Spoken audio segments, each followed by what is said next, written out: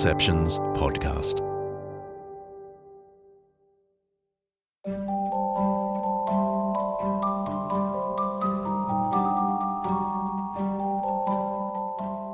In a hole in the ground there lived a hobbit. Not a nasty, dirty, wet hole, filled with ends of worms and an oozy smell. Nor yet a dry, bare, sandy hole with nothing in it to sit down on or to eat. It was a hobbit hole, and that means comfort.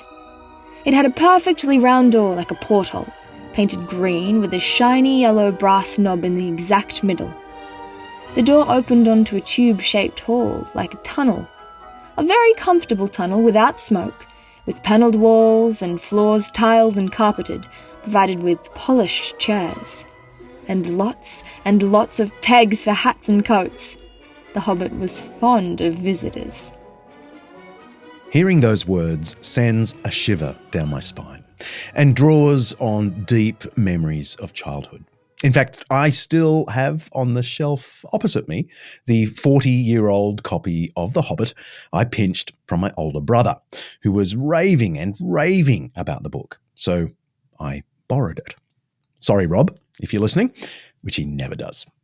J.R.R. Tolkien wrote The Hobbit, or There and Back Again, not for us, but for his children. We might never have known about this story were it not for one of Tolkien's students at Oxford, Elaine Griffiths, who suggested to Allen and Unwin publishers that it might make a pretty good children's book. The chairman, Stanley Unwin, gave it to his own 10-year-old Raina, who famously wrote, "This book, with the help of maps, does not need any illustrations. It is good and should appeal to all children between the age of 5 and 9. Well, it's appealed to a much wider readership than that since its publication in 1937. The Times referred to it as one of the most influential books of our generation. And of course, The Hobbit was the seed from which grew the best-known Tolkien epic, The Lord of the Rings. And we're going to get to that too. More than giving us great stories, though, these books, so Director Mark informs me, launched an entire modern literary genre. Fantasy fiction. You know, fantasy fiction, where the gap between fairy tales and normal life is bridged. I'll take his word for that. I'm like a lot of people. I'm sure I don't like fantasy fiction, or even people who read fantasy fiction, but I like Tolkien.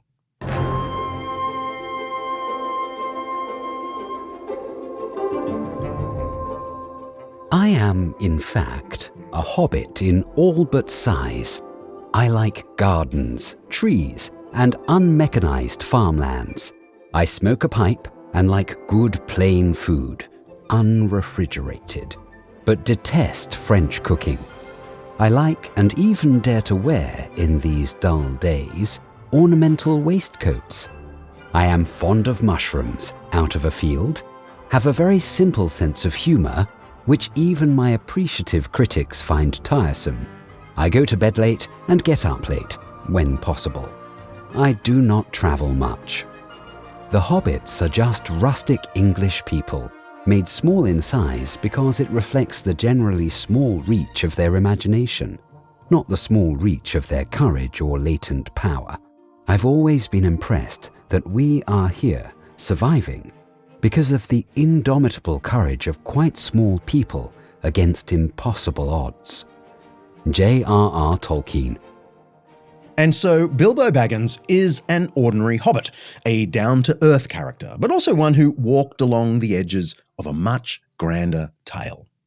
Because while Tolkien was writing about common sense heroes, he also spent much of his life constructing an entire mythic landscape in which characters like Bilbo, Frodo, Sam, Merry, Pippin all wander. A high fantasy that reached beyond simple hack and slash stories of warriors and beasts. Here was a mythology that pointed to something much bigger than the author's imagination, something real. In fact, the truly real. Tolkien was a Christian writer. Not in the sense that he wrote about Christianity, in the way that, say, his friend C.S. Lewis wrote about Christianity, but in the sense that he wrote from within a Christian universe, about the world as it really is. He believed that all genuinely good stories pointed to the one overarching epic about the good, how we have fallen away from it, and how unseen forces can bring us back. I'm John Dixon, and this is Undeceptions.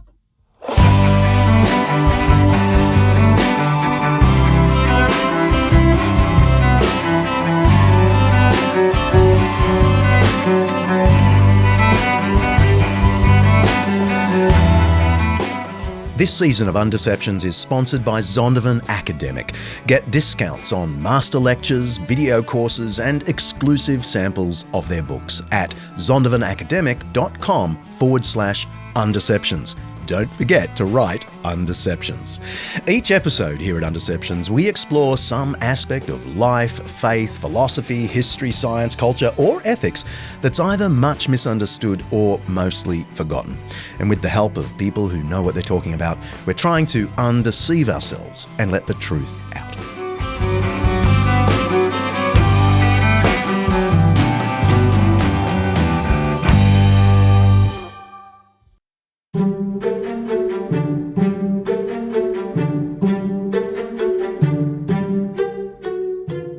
John Ronald Reuel Tolkien was born on January the 3rd, 1892, in the Orange Free State in southern Africa. It's now just called the Free State Province of South Africa. He and his mother and brother moved to England when he was 3 for what was meant to be just an extended visit. It became permanent when his father died of rheumatic fever before he could join them. So his early life was a story of dependence on his extended family for financial support, though that didn't go very well, dependence on his mother Mabel for his home schooling and faith, and as we'll see, dependence on a local priest. And here to tell us more is Professor Alison Milbank, canon theologian of Southwell Minster near Nottingham and professor at the University of Nottingham. She studied theology and literature at Cambridge University and completed her doctorate at the University of Lancaster. Among her many publications is Chesterton and Tolkien as Theologians, the Fantasy of the Real. For the day, he obviously ended up being terribly bright and learned, but were there signs of that early on? Well, when he was at school, he went to the King Edward VI Grammar School in Birmingham, which is a famous state school. He did well, and he had a circle of friends whom John Garth has written about, who met for kind of literary conversation. And they all saw themselves as people of faith and all people who were going to contribute to the future. They had a very kind of high view of themselves and their kind of vocation. Now what do we do? We change the world! Oh good, something simple. Through art, you clown. Through the power of art. Brothers, will you join your comrades in this act of changing the world? That's the 2019 film Tolkien, starring Nicholas Hoult. It tracks the great man's life from his early school days through to the fateful writing of that first line of The Hobbit. It perfectly captures the creative camaraderie that was so important for Tolkien personally and for his stories. Though several of them died in the First World War. So Tolkien kind of carried on the project, if you like. I see. So is this where the Tea Club Barovian Society comes in? That's right. Tell us about that. Oh, well, this was this little group who met and gave papers to each other and read their poems aloud and this sort of thing. It was very much of the time. G.K. Chesterton had a similar kind of club when he was at school in London. We should form a club. What? A brotherhood. Aren't we already a club? A tea-drinking club? Your tea-drinking club sounds like something my stepmother would go to. The tea club. It doesn't sound any better just because you repeated it. The Birmingham boys. That sounds like a circus act. The boys of Barrow Stores. Barovians. The Tea Club and Barovian Society. I think that's far too long. The TCBS. The TCBS? Are you sure that doesn't sound like a disease? Now listen, I don't care what it's called, as long as we pledge our loyalty to each other. Exactly. TCBS, that's settled. Now what do we do? Tolkien's love affair with language began with his mother's Latin lessons, of course. After marrying his childhood sweetheart, Edith, in 1916, they moved to Oxford to follow this obsession. His first job as a researcher was in 1920 with what would become the Oxford English Dictionary. He spent much of his time, apparently, investigating the Germanic origins of English words beginning with W. That's a lot of words when you think about it, like the word Wort, word, for instance. After a stint up in Leeds, he returned to Oxford in 1925 as the Rawlinson and Bosworth Professor of Anglo-Saxon, with a fellowship at Pembroke College. It must have been an amazing day when Tolkien was granted the position of Rawlinson and Bosworth Professor of Anglo-Saxon. That's a really big gig here in Oxford. He was so excited, he zipped down from Leeds to, well, we're in Summertown, just north of the city, and he came here to Northmoor Road and purchased number 22. Here we are. It's a lovely British house, but actually he bought it before Edith had seen it, and when she got here, she hated it. It was too small for their growing family. So he did what any good guy would do, and he moved his family. 1, 2, 3, 4, 5, 6, 7, 8, 9, 10. About 10 steps away to number 20, Northmoor Road, which is, yes, a much larger house. And here we are. It's a great big fence and a very clear sign saying private. Obviously, these guys are sick of Tolkien pilgrims making their way here. Actually, this is a lovely house. And apparently, this is where he started writing The Hobbit. So this is a bit of a pilgrimage. He was fascinated by language. How and when did he move into that as a specialty? And what did he like specializing in? Well, he moved into that very early on in his university career. And obviously philology and English with that particular interest formed his whole career.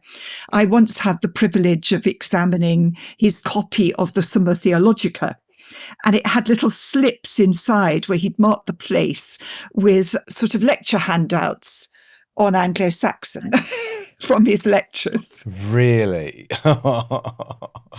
Wow. So he was a Thomas Aquinas fan, was he? Well, I argue so, and he certainly owned a copy, which was bought by somebody in Italy.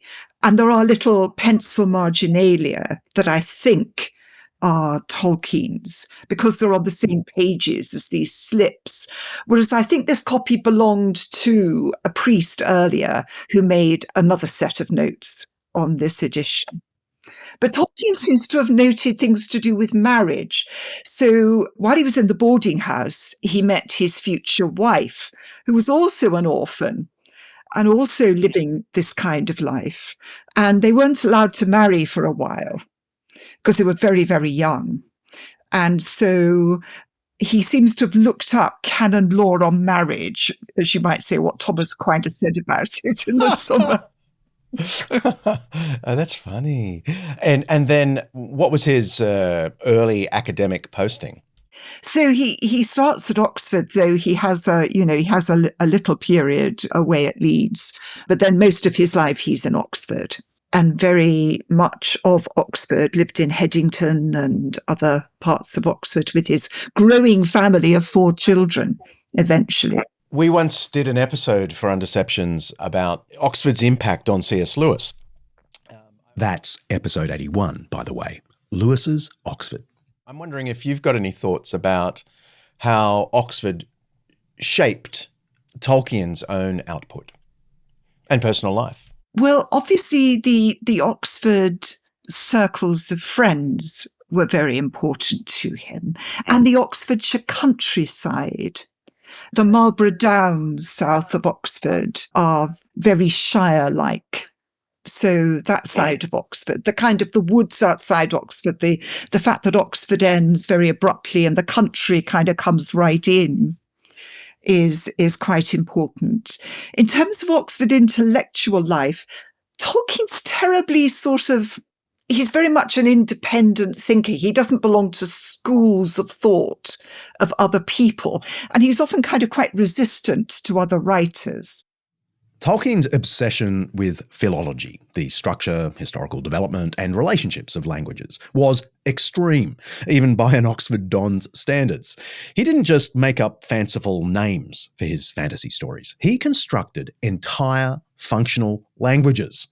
The ancient language of the kings of men, one for the horse lords, another for dwarves, and then 2 complete Elvish tongues.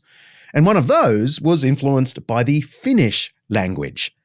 Kuinka ilmalista. Little shout out for our Finnish listeners. His fascination with Middle English, which derived from Anglo-Saxon, his specialty, also inspired his poetry. Here's one of his most famous poems about the love between the man Beren and the elf maid Luthien. Apparently, it came to Tolkien when his beloved Edith danced for him under the trees. So sweet.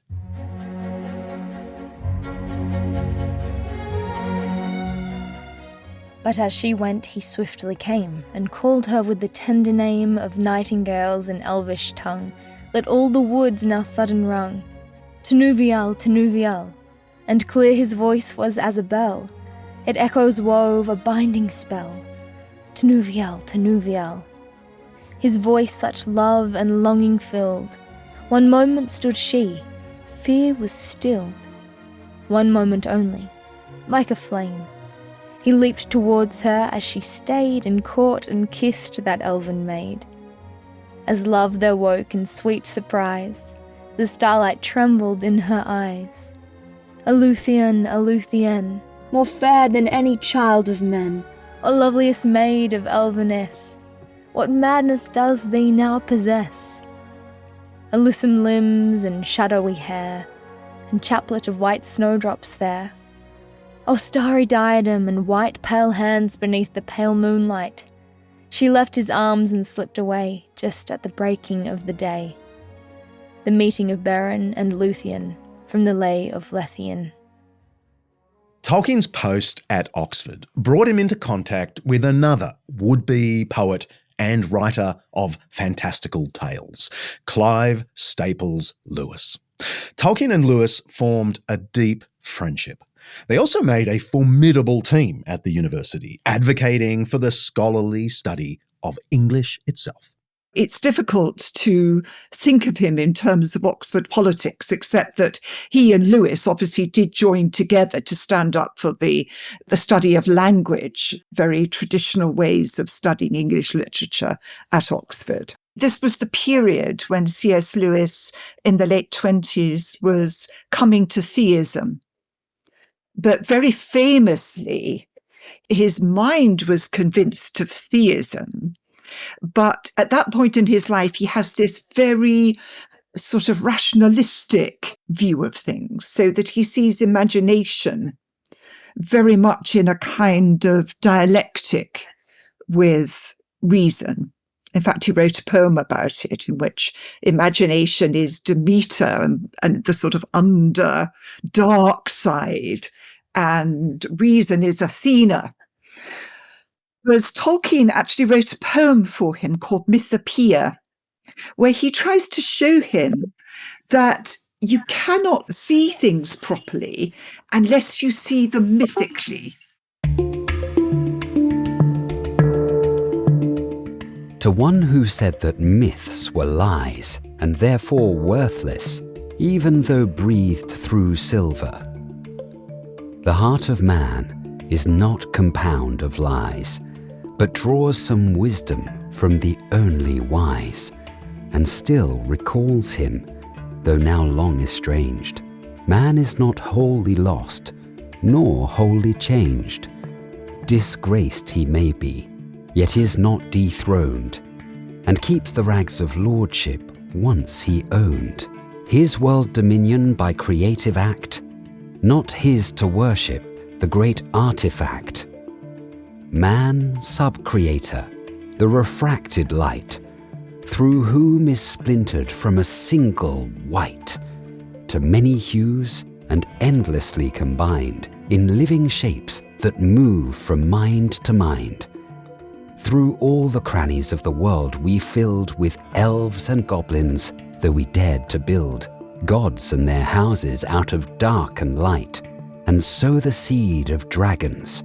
'Twas our right, used or misused, the right has not decayed. We make still by the law in which we were made. Mythopoeia, J.R.R. Tolkien. He makes there the very famous observation that undergirds both of their work, but particularly Tolkien's, which is that we make still by the law in which we're made. So we are made as makers. And we make myths, but we make them according to truth. And so truth and myth go together. And obviously for Tolkien, Christianity is the true myth because myth and history come together. And he wrote about this at length in his essay on fairy stories, which he wrote later on in the 40s and was later extended as a little book, where he has his most extensive writing about the truth of the gospel as myth. Yes, I want to ask you about fairy tales in a moment.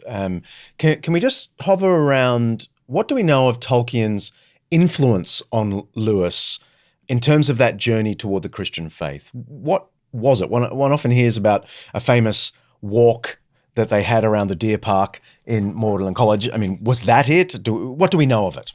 The walking around the deer park seems to have been important. So there was a walk that Tolkien did, and I think Hugo Dyson was there too, and Lewis.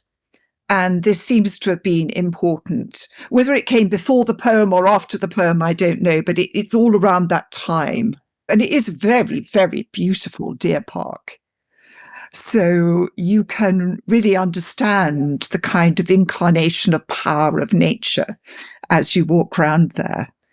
And it does seem to have been at that point that Lewis embraced Christianity. In fact, Tolkien was disappointed that Lewis didn't become a Catholic. But, you know, he had been brought up a Northern Irish Protestant. I think that would have been a step too far for him. He's very much a kind of Anglican in his thoughts. Yes, yes.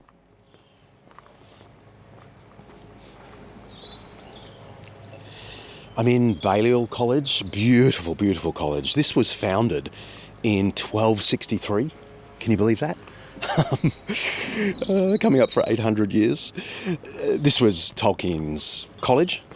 Lewis was about 500 metres from here in Magdalen College. Many people know that Tolkien and Lewis and a bunch of others met in the group called the Inklings. They met in various pubs around here, including the Eagle and Child just up the road. But there was another club that Tolkien himself had founded called the Coal Biters, or in Icelandic, Kolbitar. It refers to friends who sat so close to the fire in winter, telling stories, that they bit the coal. Anyway, it was an informal reading club for professors here, and they met in one of these rooms right in front of me and read Icelandic sagas to each other. How about that? It's amazing it didn't catch on. Tolkien's mother had instilled in him a love of green and growing things. His heart never really left the forests and villages surrounding Birmingham, where he grew up. Yes, there were forests around Birmingham. He wasn't much of a hiker, as Lewis was, but he was profoundly affected in 1911 by a walking trip to the Pennine Alps on the border of Switzerland and Italy. He picked up a postcard there of a painting called Der Berggeist, the mountain spirit. Guess what it shows? It's a forest scene, and in the middle, an old man with a white beard, big hat, and a long coat. And he's sitting there gently talking to a white fawn that's nuzzling in his upturned hands. The man seems wise, humorous, and compassionate. This was the origin of the wizard character Gandalf. We know this because long afterwards, Tolkien wrapped this postcard up in a paper cover on which he wrote the words, "Origin of Gandalf." I think that's proven then. Enter Ian McKellen's portrayal of Gandalf in Peter Jackson's incredible Lord of the Rings trilogy. I didn't think it would end this way. End? No, the journey doesn't end here. Death is just another path. One that we all must take. The grey rain curtain of this world rolls back, and all turns to silver glass. And then you see it. What? Gandalf? See what? White shores. And beyond. The far green country. Under a swift sunrise.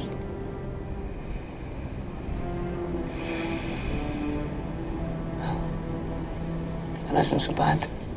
No, it isn't.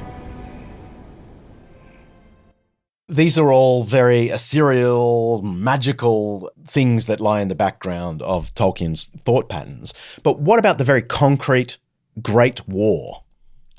What influence did World War I have on Tolkien? And indeed, World War II, I guess. Yes, well, World War II, through his son Christopher in particular, had quite an effect. So World War I, he fought in, as I say, as a signaller. So he went round sort of on his own, quite dangerous work, but sort of sorting out all their communications. And he was invalided out. But some of his friends died. And he also learnt a great respect for the ordinary soldiers. And so Sam Gamgee in The Lord of the Rings is based on those soldiers. And in many ways, he is very much the hero. And then World War II, he was just... Samwise Gamgee, or Sam, is a hobbit gardener and close companion of Frodo. He briefly holds the One Ring when he thinks Frodo is dead. He's determined to complete the mission and destroy the ring. He's a simple but profound character.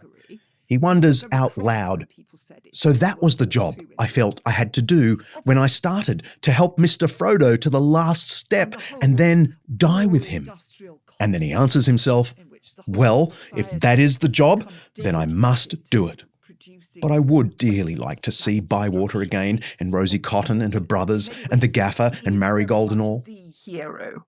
The ordinary hero who never gives up hope, who is never corrupted, though he hasn't had to hold the ring as long as poor Frodo. And that dates from World War I.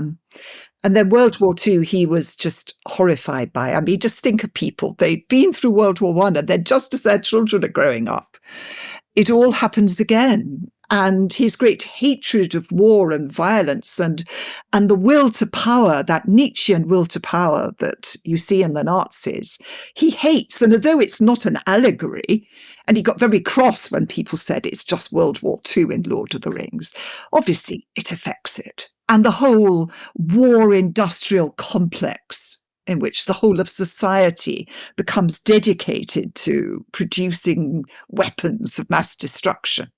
He really hates. And his son Christopher, he was in the Air Force, they exchanged a great number of letters during the war. And so it affected him very strongly. And that's when he's writing The Lord of the Rings, during the war and just afterwards. Tolkien was apparently a bit of a tortured artist. He was a slave to getting the details exactly right.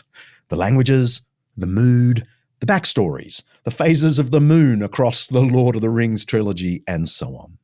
It took him more than 12 years to write, and then another 5 years to convince Allen and Unwin to publish it.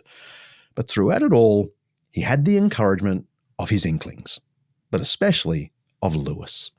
Tolkien wrote, "The unpayable debt that I owe to him was not influence, as it is ordinarily understood, but sheer encouragement. He was, for long, my only audience. Only from him did I ever get the idea that my stuff could be more than a private hobby." Tolkien also wrote Leaf by Niggle in this period. It's a tale about a little man who struggles his whole life to paint a picture that no one seems to value, only to discover one day that his painting is a reflection of heaven itself.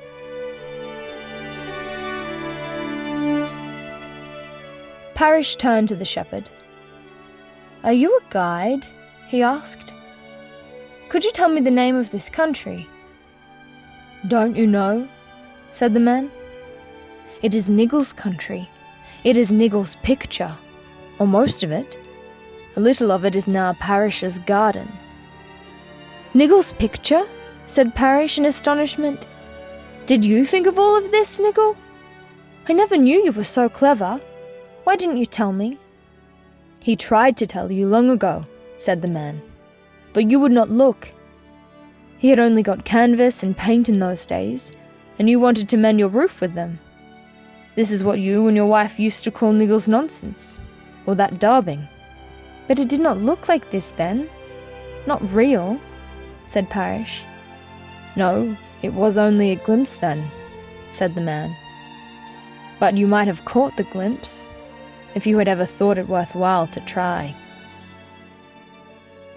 Can we turn to Tolkien's actual works now? They are deeply theological, but not in the way Lewis's Narnia was theological. So can you tell us about his approach, Tolkien's approach? It wasn't Christian parable or allegory, and yet it was Christian. Can you help us navigate that? Well, of course, Tolkien wrote and was very interested in Anglo-Saxon and Nordic mythology. And if you've ever read the Poetic Edda, this is the myths of the Norsemen, but as interpreted by a Christian writer. Almost like a kind of pagan old... Hey, if you want to know more about the Old Norse Poetic Edda, and the Prose Edda for that matter, head to our double episode on the Vikings, one of my personal favourites. It's titled The Vikings, and it's episodes 65 and 66. It turns out a medieval Christian named Snorri Sturluson was the guy who preserved the largest collection of ancient pagan Norse mythology. True story. Christian writer. So he makes it sound almost like a kind of pagan Old Testament. So you see things that look forward to an eschatological view of reality and things like that. So that I would suggest that what Tolkien thought he was doing with Middle-earth, which remember is supposed to be set in our world and other worlds, but they lead, there is converse between them, very, very far back in history. So it's almost as if Tolkien is writing a kind of mythology for England, of an England before Christianity, but one that makes Christianity good to think, and which is imbued with a kind of sense of the whole world as a divine artifact. So it's a kind of world that doesn't have a lot of religious practices in it, though it's undergirded from his collection of the myths that undergirded it, the Silmarillion, with a whole myth of its creation, as the elves understand it. And the elves do worship one of the kind of angelic figures, the Lady Elbereth, the Star Kindler. They sing hymns to her, which are rather like hymns to the Virgin Mary or something. Some more sort of conservative Christians might see Tolkien's love of pagan myth as suspicious and scandalous. What might he have said in reply? Well, you probably know that I think he's very highly influenced by G.K. Chesterton. And Chesterton famously says that only Christianity makes paganism safe to play. That, just as C.S. Lewis includes fauns in Narnia. So for Tolkien, all kind of creatures are there, all searchings after religious truth have a certain truth in them as essays towards the one truth. I think he wouldn't find this problematic whatsoever. I want to ask you about fairy tales. Obviously, Lewis and Chesterton were also into fairy tales and wrote about it. But Tolkien did as well. And in fact, he wrote an essay, did he not, on fairy tales? Can you tell us what his approach to fairy tales was and what, I guess, what we can learn? Because people aren't into fairy tales anymore. Well, Tolkien has a lot to say about fairy tales and about the whole realm of fairy, which is a particular kind of estrangement from our world, so that we return to it. So fairy tales allow the recovery of a vision of reality by taking us on a little kind of holiday away from our normal view of the world. Just as in a fairy story, somebody may be taken away from his normal reality by the Queen of the Fairies or something, and then returns, like Thomas the Rhymer, most famously. So what you gain from fairy tales is they allow you to escape. That's the first thing. Escape from death, escape into being able to talk to animals, escape from the nastiness of the modern industrial complex, in Tolkien's view.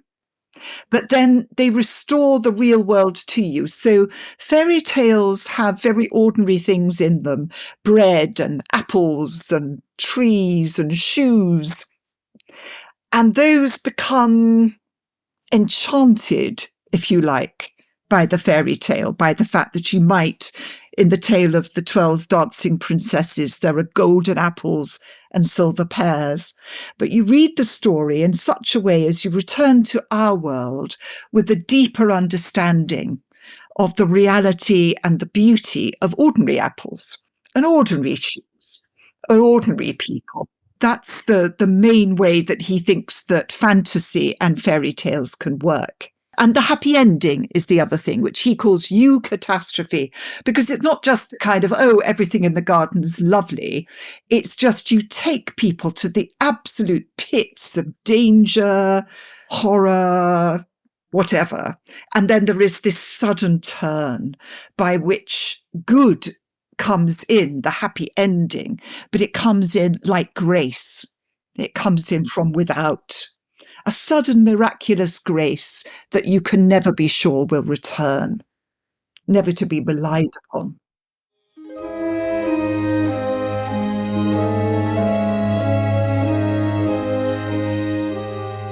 The consolation of fairy stories, the joy of the happy ending, or more correctly, of the good catastrophe, the sudden joyous turn, for there is no true end to any fairy tale. This joy, which is one of the things which fairy stories can produce supremely well, is not essentially escapist nor fugitive. In its fairy tale or otherworld setting, it is a sudden and miraculous grace, never to be counted on to recur. It does not deny the existence of discatastrophe, of sorrow and failure. The possibility of these is necessary to the joy of deliverance. It denies, in the face of much evidence if you will, universal final defeat, and insofar is evangelium, giving a fleeting glimpse of joy, joy beyond the walls of the world, poignant as grief. It is the mark of a good fairy story, of the higher or more complete kind, that however wild its events, however fantastic or terrible the adventures, it can give to a child or a man that hears it, when the turn comes, a catch of the breath, a beat and lifting of the heart, near to or indeed accompanied by tears, as keen as that given by any form of literary art, and having a peculiar quality. In such stories, when the sudden turn comes, we get a piercing glimpse of joy and heart's desire that for a moment passes outside the frame, rends indeed the very web of story, and lets a gleam come through. On Fairy Stories, J.R.R. Tolkien. Do you see that as his Christian eschatology directing his thoughts? He says it is. He has this whole section at the end of On Fairy Stories where he has all this stuff about the gospel as the greatest fairy story, but a fairy story that comes true. And in the end, of course, he thinks all our stories, in far as we write about the good, the true, and the beautiful, will all come true in the eschaton. And in fact, in heaven, we will write more stories, we will play more music, we will make more songs, because art for him goes on and on into the eschaton. Eschaton, by the way, just means the end, or really the beginning of the new story. Tolkien certainly believed he was doing much more than just telling interesting tales. He was participating in a myth-making that found its culmination in the one true story that gives all myths their meaning. The Gospels contain a fairy story, he once wrote, or a story of a larger kind which embraces all the essence of fairy stories. But, he continued, this story has entered history and the primary world. So stay with us. This episode of Undeceptions is brought to you by Zondervan Academic's new book, Jesus and the Powers, by N.T. Wright and Undeceptions' favourite, Mike Bird. Should Christianity have anything to do with politics? I mean, you could argue that Christians have done more harm than good once they get a whiff of power. Mike Bird and N.T. Wright address this question and other questions in this magnificent overview of the political implications of the Christian faith and the Church's historical engagement with the powers and principalities. They shed light on current geopolitical events and ask, what would it look like if there were a faithful Christian response to crises like the Russia-Ukraine conflict, the China-Taiwan tension, political turmoil in the US, UK and Australia, and the problem of Christian nationalism.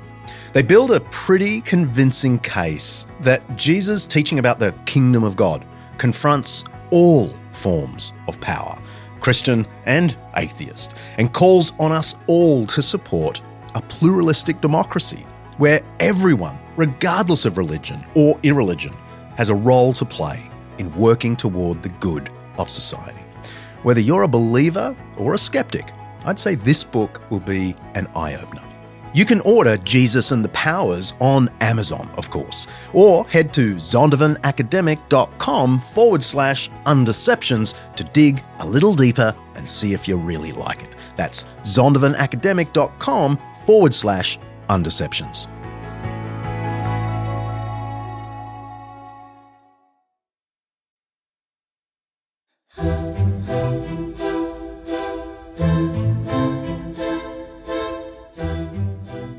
Tolkien's extended family were mostly Baptists. So when Tolkien's mum Mabel joined the Roman Catholic Church, they were strongly opposed to it. And I'm sad to say they cut her off financially, even though she was a recent widow and a single mum of two. I don't think that's particularly a Baptist thing to do, but man oh man, do Christians sometimes suck. It was a parish priest, Father Morgan, who made Tolkien's family life bearable. He was something of a jolly uncle to Mabel and to her two sons. And he was the kids' guardian when she died. My own dear mother was a martyr indeed, Tolkien wrote. And it is not to everybody that God grants so easy a way to his great gifts as he did to Hilary and myself, giving us a mother who killed herself with labour and trouble to ensure us keeping the faith. So then, Alison, how influential was Catholicism for Tolkien? The Catholicism of his mother, and then I guess of this priest who took him under his wing. It was the centre of his life. He went to the Eucharist at certain points of his life every day, and it influences everything he does, though not in a very obvious way sometimes. It influenced everything, and the Eucharist in particular was very important to him. He said it was the heart of everything. The Eucharist, or communion, or Lord's Supper, is the central bit of the Roman Catholic Church service. It's where the bread and wine, representing Christ's body and blood, are consumed.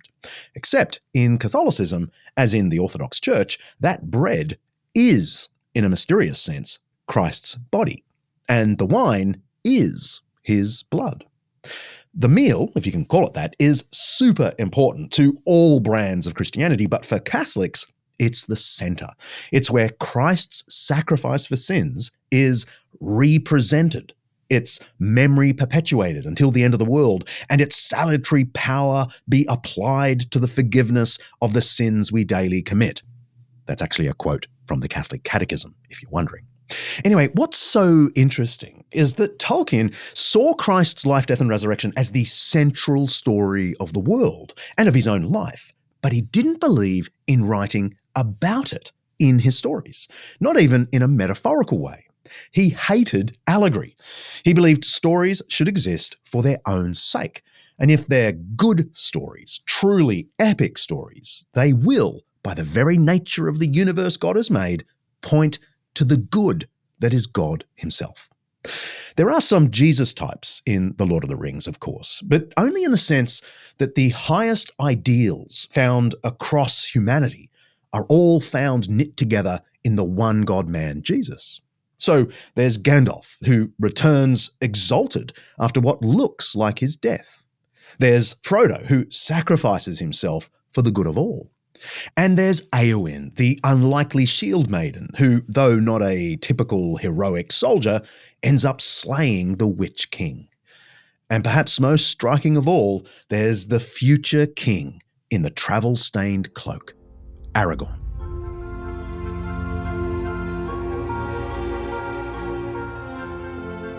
All that is gold does not glitter. Not all those who wander are lost. The old that is strong does not wither.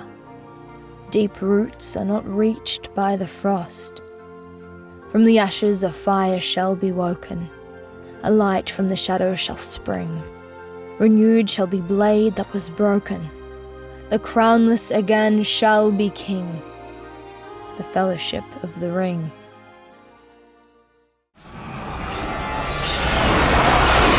Sons of Gondor! Of Rohan! My brothers! I see in your eyes the same fear that would take the heart of me. A day may come when the courage of men fails, when we forsake our friends and break all bonds of fellowship. But it is not this day. An hour of wolves and shattered shields when the age of men comes crashing down. But it is not this day. This day we fight.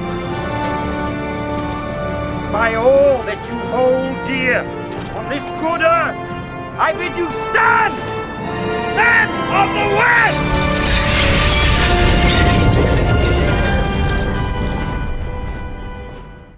Sorry, Director Mark insisted on another scene from the Jackson Lord of the Rings. It is perhaps the most stirring pre-battle sequence since the "they cannot take our freedom" scene in Braveheart. But apparently I'm alone in the Undeceptions team for thinking that. And it's got way too much real-world history for Director Mark, of course. Anyway, Tolkien isn't only about swords and empires. I'm wondering then about the way Tolkien departs from the ancient pagan, Saxon warrior myth. The heroes of, say, The Lord of the Rings and The Hobbit are unlikely heroes, are they not? Can you talk to us about what you think Tolkien is doing in giving us this particular kind of hero? Well, I think it has a theological reading, really, because you have your epic heroes like Aragorn, But then you have your Hobbit heroes, and they are the real heroes, but they are the little people. You know, he has brought down the mighty from their seat and has exalted the humble and meek, as Mary sings in the Magnificat. And that's very much what happens in The Lord of the Rings. So yes, Aragorn is the king, and Aragorn does all sorts of brave things. But these little hobbits, partly because of their humility and their awareness of their littleness, are able to do astonishing things that nobody else could do, because the evil one looks out Sauron and he doesn't rate them, and therefore he misses them till too late. And that is very, very important to Tolkien, I think, the sense of their humility and their smallness and their everydayness. It's almost as if he's taking sort of comic characters and giving them a kind of epic adventure. Yeah, so the humble hero, that really isn't a pagan motif. So that can only have come from his Christianity, yes? Absolutely. In fact, Tom Holland's book Dominion is all about the fact that there is no such thing as treating ordinary people as of worth and value, let alone making them the heroes, till you get to the New Testament and St. Peter. So, you know, it has to be a particularly kind of Christian insight, though, of course, once Christianity brought it in, it obviously enters Western culture. But for Tolkien, it's very, very deliberate, I think, in the way that he does it. And certainly when you see Merry and Éowyn defeating the Nazgul, Tolkien almost moves into the Magnificat in the way that he frames that whole encounter. So it's done in very hieratic, poetic language, but almost as if it were partly a sort of ancient epic and partly the King James version of the Bible. And it is a little tiny hobbit and a woman disguised as a man fighting as a warrior who are able between them, through their weakness, to defeat the Nazgul and the Witch King, because the Witch King has had a prophecy that no man can defeat him. Well, no man does. It's a hobbit and a woman. But, you know, again, it's through their weakness that they are able to do it.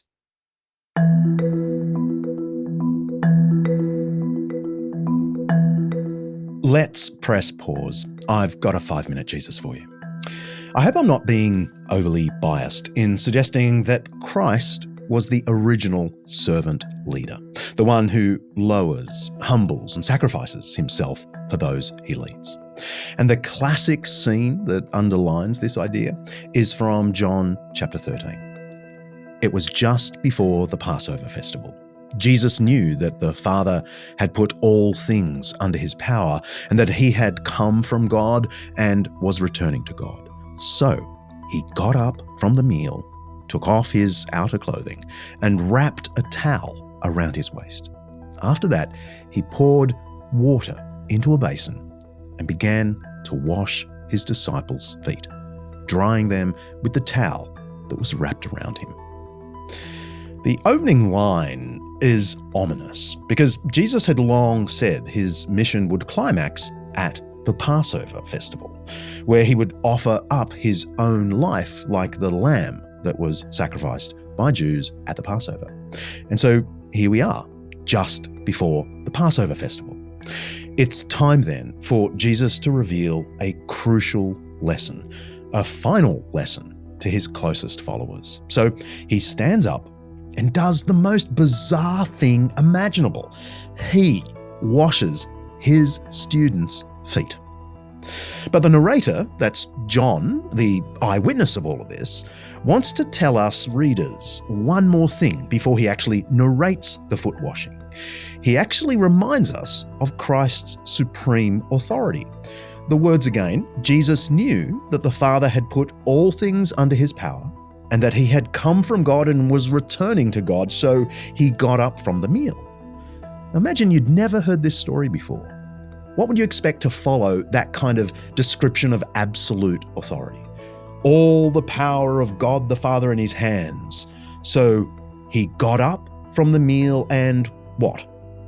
Performed some sign of his supremacy? Told them how to conquer the world? No. He performed the task of a household servant. He had all authority. So he took off his outer clothing, wrapped a towel around his waist, and washed and dried his disciples' feet. I imagine the stunned silence initially. Over the last few years, the disciples have learnt to go with the flow of whatever Jesus proposed. They sort of got used to him saying and doing amazing things, but this is pushing the limits. And naturally, it's Peter, John tells us, who pipes up and says, "No, Lord, you shall never wash my feet." Just parenthetically, it's remarkable that across all four Gospels, we get the same impression of the personality of Peter. He's always presented as the leader, of course. That's just a simple organizational thing. But the striking fact is that he comes across in all four Gospels and one of the letters of Paul as a boundless enthusiast who regularly puts his foot in his own mouth. Only genuinely historical reporting could maintain such a consistent psychological profile across diverse sources. Anyway, that's just for free today. My real point is, Peter says what everyone is thinking. No way, Lord. You're the king. You don't wash my feet, I wash yours. The original Greek, by the way, is wildly adamant. It literally says, "Not ever shall you wash my feet. Eis ton iona." Into eternity, it says. I suppose we might say in the modern world, never in a million years will you wash my feet. But spare a thought for Peter. The notion of servant leadership hadn't been invented yet. In fact, that expression was only coined in the 1970 management book by Robert K. Greenleaf. Its title is Servant Leadership. Now, though, there's even a centre for servant leadership. But the Apostle Peter is in the middle of the invention of the concept right here. Peter's culture prized honour and power above pretty much everything else. Jesus had taught them about compassion and love, of course, but washing feet was a complete reversal of the honour-shame outlook of the ancient world. According to the cultural norms of Mediterranean society, what's happening here would be seen as the most honourable man in the world effectively shaming himself before his admirers. So Jesus responds, it's in verse 7 of that John chapter 13, "You do not realise now what I am doing, but later you will understand." So in a way, Jesus on his knees like a servant is preparation for what his followers will see the next day. At the Passover, Jesus will be on a cross like a criminal, according to his own teaching, bearing the wrongs of the world, atoning for our faults. But this isn't just theology. Jesus immediately follows up with these words, "Now that I, your Lord and teacher, have washed your feet, you also should wash one another's feet. I have set you an example." The foot washing then isn't only a sign of Christ's humble sacrifice on the cross, it's also a simple example to follow. Now, Christians haven't always got this right. Sometimes they've pursued their own honour, protection, and power. They haven't got on their knees like a servant and served the world. And not just served each other as their own club, but the world, and even a world that sometimes doesn't like the church. John's Gospel makes a point of saying in this scene that Judas, the betrayer of Jesus, was there at the meal. In fact, it's immediately after this scene that Judas leaves to collect his payment for turning against Jesus. And Jesus knew this, and he still got on his knees and washed the betrayer's feet. In J.R.R. Tolkien's language, this is the great fairy tale, the upending of all things. It's the Lord humbling himself. It's the ultimate myth. Except, as Tolkien also says, this story, this fairy tale, has entered history. You can press play now.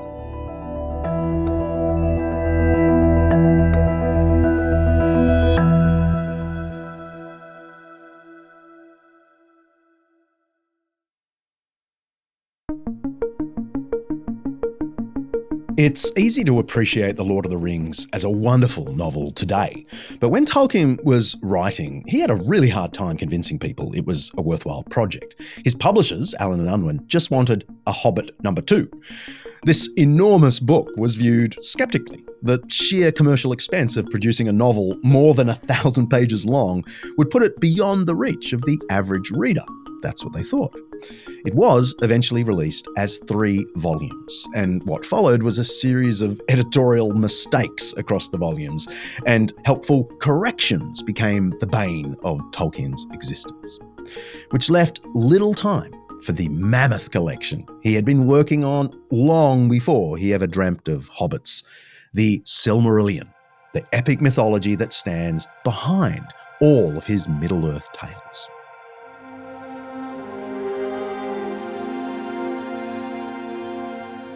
There was Eru, the one who in Arda is called Ilúvatar, and he made first the Ainur, the holy ones, that were the offspring of his thought, and they were with him before aught else was made. And he spoke to them, propounding to them themes of music, and they sang before him, and he was glad.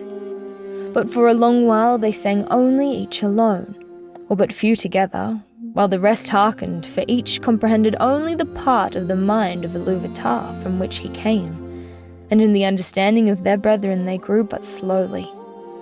Yet ever as they listened they came to deeper understanding, and increased in unison and harmony.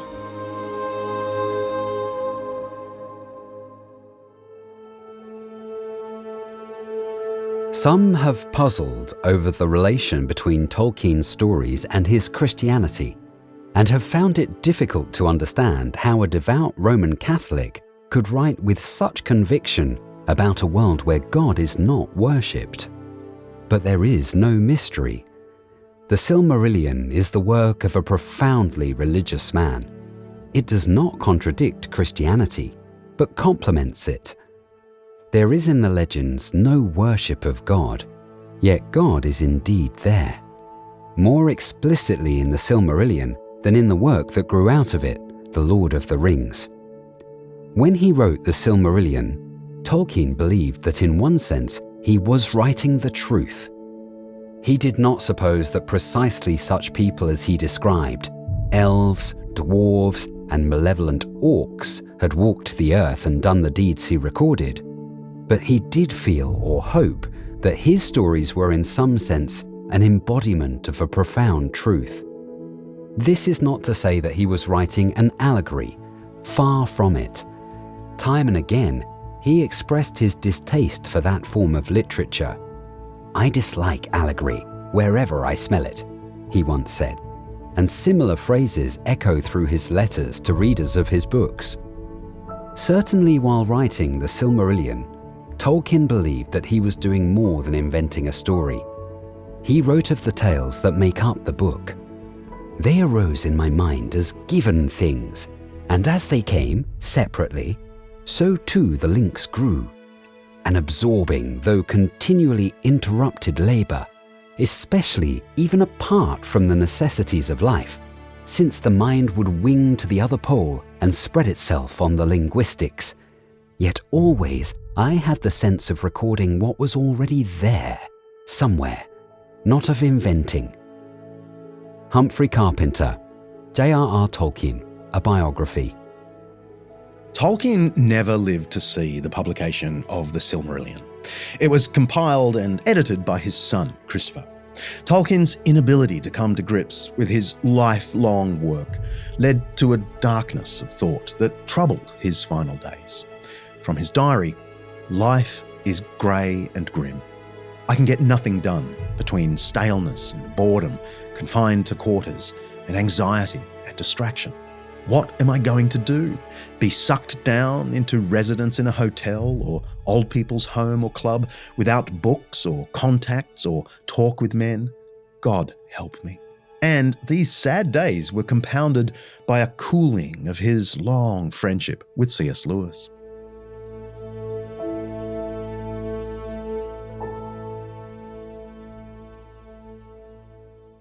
Did he have a falling out with C.S. Lewis? I mean, I've read in various places that they walked apart, in the end. But is that the case? I think it was very much to do with Lewis's taking up with his wife. I think Tolkien was a bit cool about joy and that whole thing. So they did become less close to each other, though each of them has made a wonderful statement about the other in different places. And I think Lewis was behind, sort of trying to do things for Tolkien later on in life. And he, I think, supported C.S. Lewis's chair when he moved to Cambridge. So they didn't exactly fall out, but they just sort of separated. And I mean, Tolkien was never as keen on people like Charles Williams, who, if you know a bit about Charles Williams, I mean, I love Charles Williams's novels, his spiritual thrillers, but he certainly did go in for some occult practices that involved some slightly cranky things to do with nakedness and swords that we won't, go to. But Tolkien would have had no time for any of this. Whereas Lewis was a great admirer of Charles Williams. So I think that, that didn't help, sort of. Did Tolkien write about Lewis upon Lewis's death? I mean, Lewis died 10 years before Tolkien. Yes, he wrote very positively about him and about their friendship. C.S. Lewis died on the 22nd of November, 1963, aged 64. A few days later, Tolkien wrote to his daughter Priscilla, "So far, I have felt the normal feelings of a man of my age, like an old tree that is losing its leaves one by one. This feels like an axe blow near the roots." John Ronald Reuel Tolkien died in his beloved Oxford on September the 2nd, 1973. He'd moved away to Bournemouth for the health of his wife, Edith, but he returned upon her death to become a fellow of Merton College. Tolkien loved the stimulation Oxford provided and the company of what he described as men of my own kind. He kept plugging away at the Silmarillion, but his final story that would be published in his lifetime was one he wrote and shared with Edith. Smith of Wootton Major is a story about a man who swallows a star and for most of his years is able to walk through the enchanted land of Faerie. But a time comes when he eventually has to return this gift to the king of Faerie, and it's something he struggles with, but is ultimately able to do with peace and thankfulness.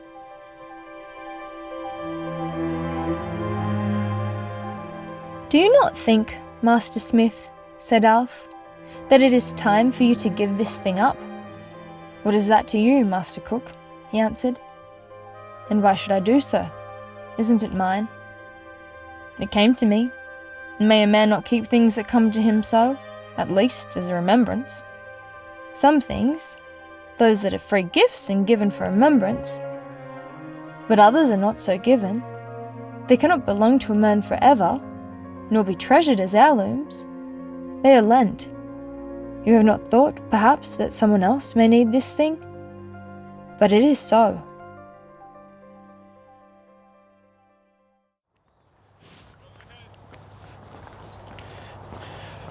I'm about 2 miles out of the centre of Oxford to St Peter's Catholic Church, and a really large, beautiful cemetery where Tolkien was carried to this unassuming cemetery in Wolvercote. It's not the heart of his beloved Oxford, and the reason for that, I'm afraid to say, is that Catholics were not super welcome in the heart of Oxford. They laid him out here, a little bit suburban, for the man who dreamt up that amazing mythical world. And I'm following the signs. It tells me to turn right. Okay, well there is, wow, Edith Mary Tolkien, and then her nickname Luthien is given to her. She was apparently moved. She died before J.R.R. Tolkien died. When he died, he gave instructions for her to be moved out here so they could be together. Oh, and I see.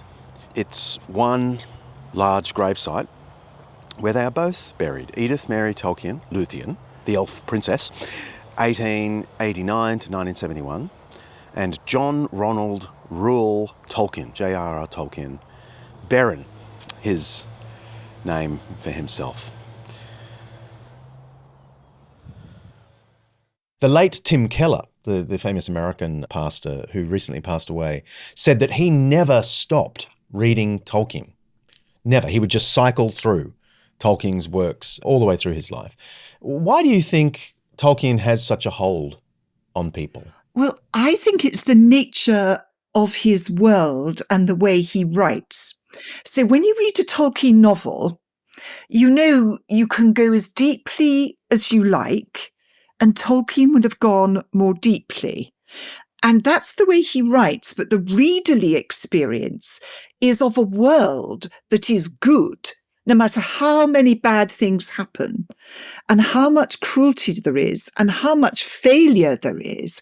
It is good all the way down, and that reality is deeper than we realize. So if you ever wanted to use it, I mean, he was a great apologist, Timothy Keller. I think you need to begin with people by convincing them that the world we are in is not a limited materialist world, but a world that has a kind of unending depth and significance and truth and radiance about it. And I think you get that from reading Tolkien. So if you're ever feeling sort of depressed or anything, I mean, it does change people's lives. I was once at a Greyhound bus stop in Richmond, Virginia, and the bus was late, as so often happens with Greyhound buses.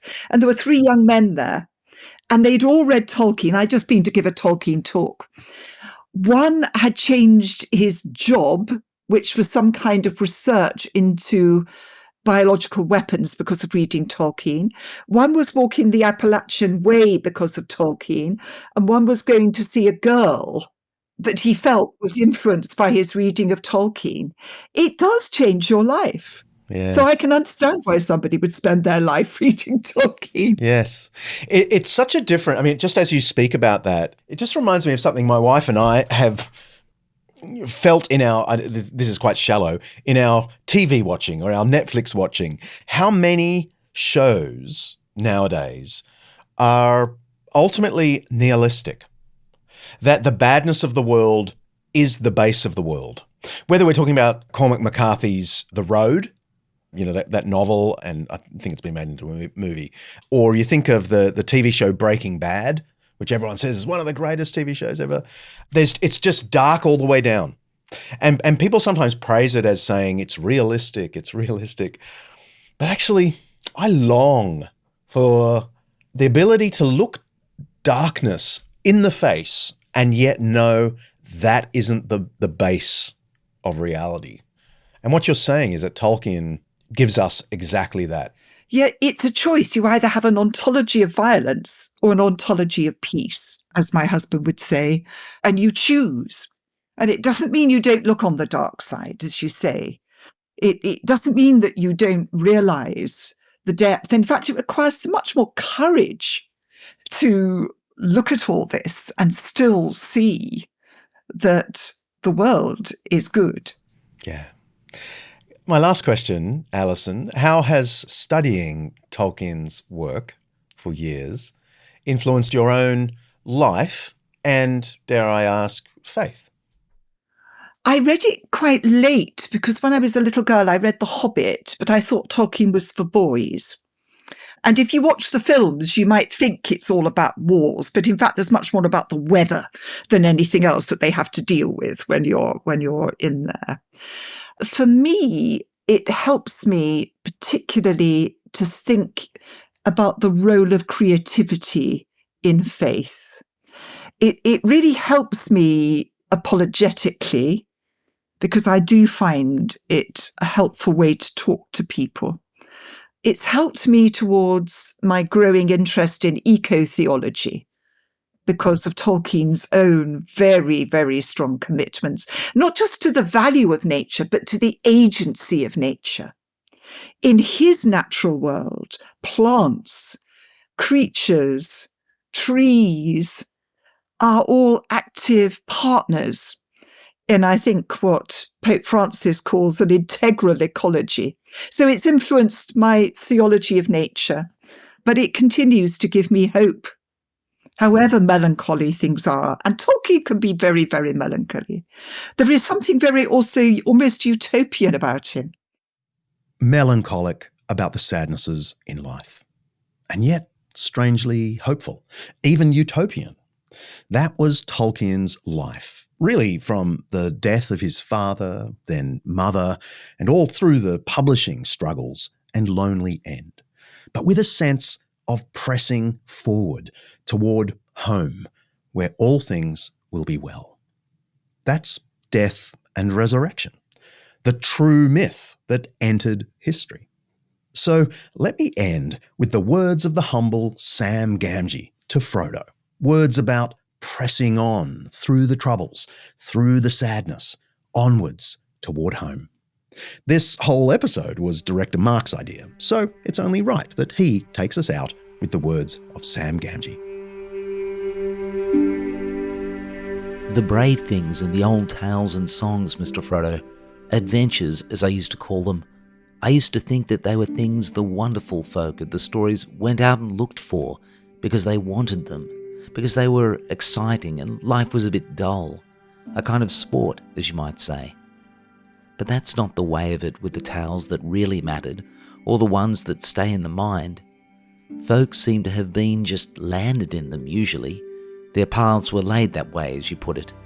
But I expect they had lots of chances, like us, of turning back. Only they didn't. And if they had, we shouldn't know, because they'd have been forgotten. We hear about those as just went on. And not all to a good end, mind you, at least not to what folk inside a story and not outside it call a good end. You know, coming home and finding things all right, though not quite the same, like old Mr. Bilbo. But those aren't always the best tales to hear, though they may be the best tales to get landed in. I wonder what sort of tale we've fallen into.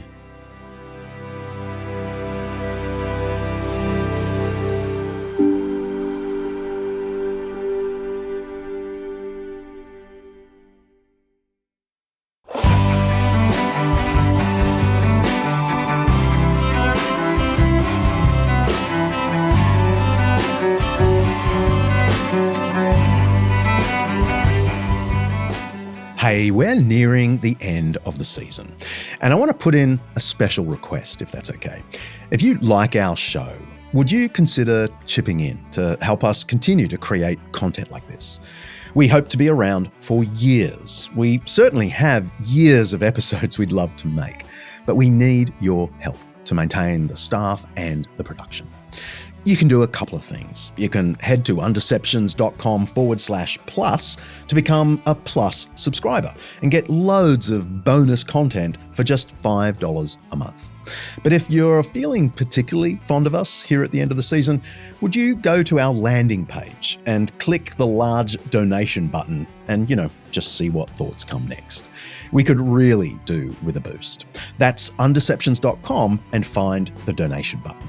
The whole team really appreciates it. And while you're there, send us a question and I'll try answer it in our upcoming Q&A episode. See ya. Undeceptions is hosted by me, John Dixon, produced by Kaylee Payne, and directed by Samwise Gamgee. Sophie Hawkshaw is on socials and membership. Alistair Belling is a writer and researcher. Siobhan McGuinness is our online librarian. Lindy Leviston remains my wonderful assistant. Santino DeMarco is Chief Finance and Operations Consultant, editing by Richard Humwee. Our voice actors today are Yannick Laurie and Dakota Love. Special thanks to our series sponsor, Zondervan, for making this Undeception possible. Undeceptions is the flagship podcast of undeceptions.com, letting the truth out.